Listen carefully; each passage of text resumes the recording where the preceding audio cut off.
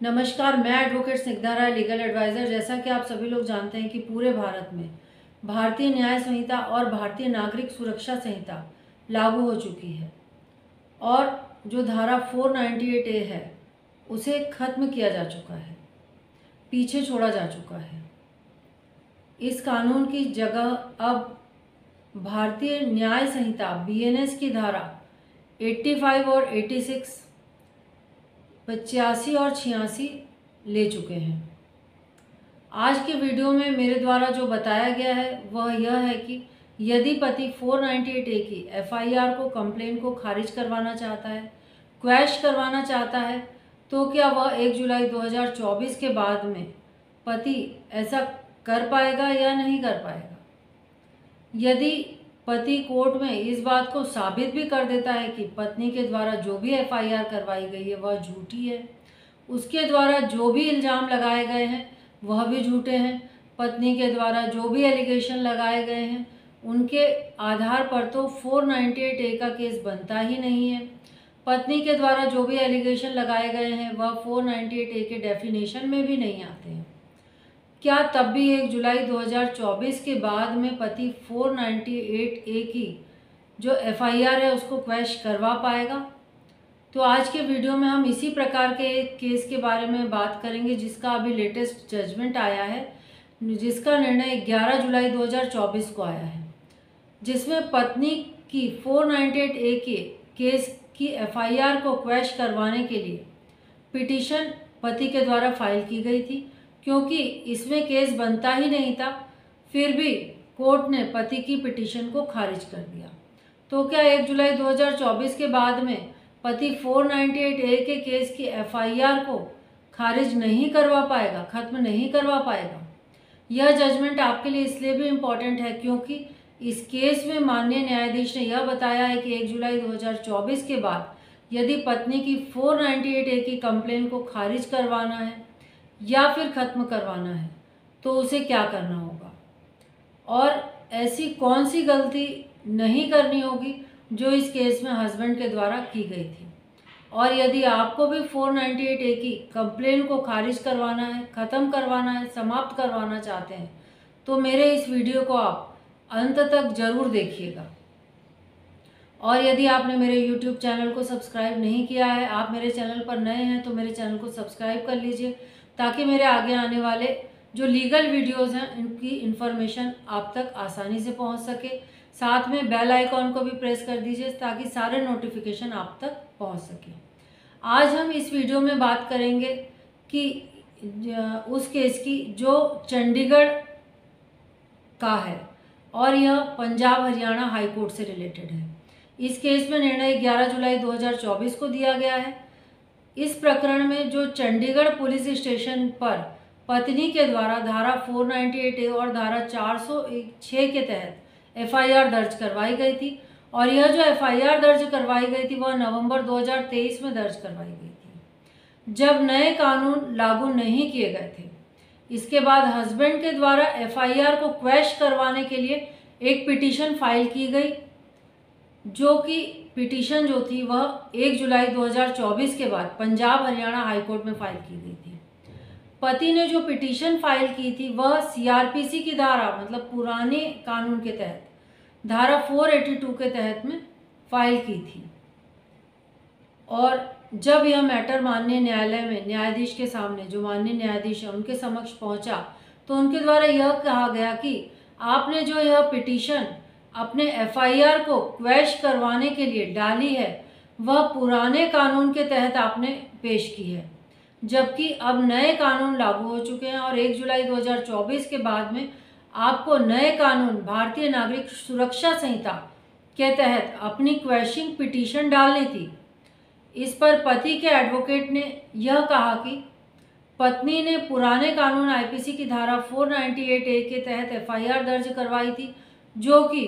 पुराने कानून से संबंधित है, तो ऐसे में हमने भी CRPC की धारा 482 के तहत क्वैशिंग पिटीशन दाखिल की है। ऐसा हस्बैंड के एडवोकेट ने, जो माननीय न्यायाधीश थे, उनके समक्ष अपनी बात को रखा, लेकिन कोर्ट ने पति के एडवोकेट की बात को बिल्कुल भी नहीं माना। वो सहमत नहीं थे इस बात से। और कोर्ट का यह कहना था कि यह क्वेशिंग पिटीशन दाखिल करने योग्य है ही नहीं। इसलिए नहीं है क्योंकि यह 1 जुलाई 2024 के बाद में डाली गई है। तो ऐसे में कोई भी नई एप्लीकेशन, कोई भी नई अपील, कोई भी नई पिटीशन नए कानून के तहत फाइल की जाएगी। ऐसे में जो सही सेक्शन है वह है भारतीय नागरिक सुरक्षा संहिता की धारा 528 जो कि हाईकोर्ट की इनहेरिंग पावर को डिफाइन करता है, जिसके तहत ही 498A के FIR को क्वैश करवाने के लिए क्वैशिंग पिटीशन दाखिल की जाएगी। कोर्ट को इस बात की भी जानकारी थी कि इस तरह के और भी पिटीशन फाइल किए जा सकते हैं और बहुत सारे पति को इस बात का भी कन्फ्यूज़न हो सकता है। इस कारण कोर्ट ने अब एक गाइडलाइन जारी की कि यदि किसी भी पति को पत्नी द्वारा 498A की FIR को क्वैश करवाना है या करवाना चाहते हैं तो वे इस गाइडलाइन को फॉलो करें या फॉलो करना जरूरी होगा। 30 जून 2023 के पहले जो भी केस दर्ज किए जाएंगे, जो भी पिटीशन लगाई जाएगी या जो भी अपील लगाई जाएगी वह पुराने कानून के हिसाब से चलेगी, क्योंकि तब पुराना कानून लागू था। लेकिन क्योंकि अब नया कानून लागू हो चुका है तो अब जो पिटीशन लगाई जाएगी 1 जुलाई 2024 के बाद में जो भी केस चलेंगे वह नए कानून भारतीय नागरिक सुरक्षा संहिता के हिसाब से चलेंगे और उसमें नए कानून की जो धाराएं हैं वही धाराएं लगाई जाएगी। इसका सीधा सीधा अर्थ यही होगा कि 498A का जो केस पुराने कानून के हिसाब से दाखिल किया गया है, लेकिन 1 जुलाई 2024 के बाद में यदि क्वेश्चन पिटीशन लगाई जाती है तो वह नए कानून के हिसाब से लगाई जाएगी। तो अब आप सभी अच्छे से समझ गए होंगे, आपको समझ में आ गया होगा कि भले ही FIR 30 जून 2024 से पहले की गई हो, तब पुराना कानून लागू था, लेकिन यदि आपको FIR क्वैश करवाना है, FIR को क्वैश करवाना चाहते हैं तो आपको नए कानून के हिसाब से FIR क्वैश करवानी पड़ेगी। इसके साथ ही माननीय न्यायाधीश ने यह भी बताया कि BNSS भारतीय नागरिक सुरक्षा संहिता की धारा 4 और धारा 351 में यह साफ साफ बताया गया है कि कौन सा केस, कौन सी अपील, कौन सी एप्लीकेशन, कौन सी पिटीशन CRPC के तहत पुराने कानून के हिसाब से डिसाइड होगी और कौन सी पिटीशन, कौन सी अपील, कौन सी एप्लीकेशन BNSS के हिसाब से डिसाइड होगी। तो इसी प्रकार कोर्ट के द्वारा पति द्वारा दाखिल की गई याचिका को खारिज कर दिया गया, लेकिन कोर्ट को यह पता था कि पति को यह कन्फ्यूज़न है और पति ने जानबूझकर कोई गलती नहीं की है। क्वैशिंग का सेक्शन 482 CRPC के सेक्शन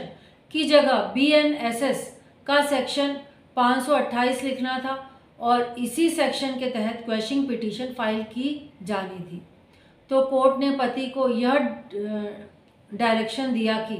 यदि इस पिटीशन को नए कानून के तहत फिर से फाइल करवाना अगर वो चाहते हैं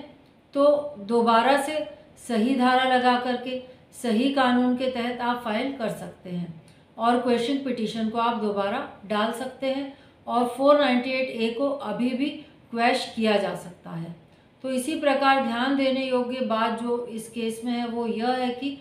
जब नया कानून लागू हो चुका है 1 जुलाई 2024 के बाद, उसमें नए कानून की ही धाराएं लगेगी और 30 जून 2024 के पहले पुराने कानून की धाराएं लगेंगी।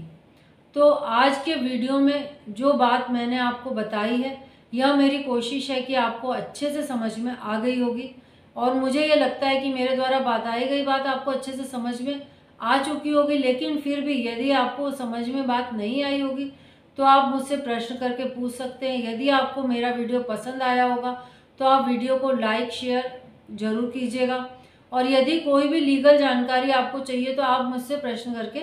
पूछ सकते हैं। और यदि आप मेरे चैनल पर नए हैं तो मेरे चैनल को सब्सक्राइब करके बेल आइकॉन को प्रेस कर दीजिए ताकि इसी तरह के लीगल वीडियोस के नोटिफिकेशन आपके पास